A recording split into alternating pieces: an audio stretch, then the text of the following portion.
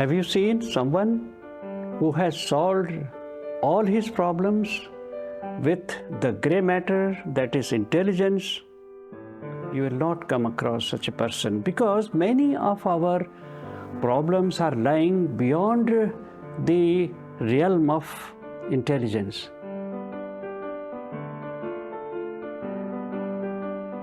Those who excel in their field, or of any field for that matter, they use intuition.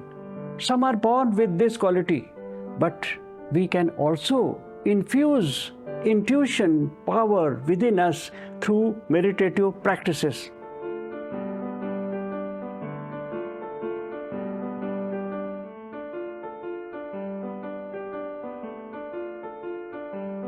So here we bring for you some such techniques from the ancient India that would enhance your capabilities in your profession, be it education or any other field.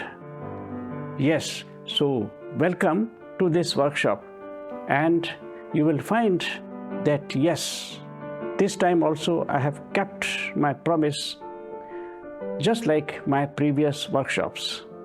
Thank you very much.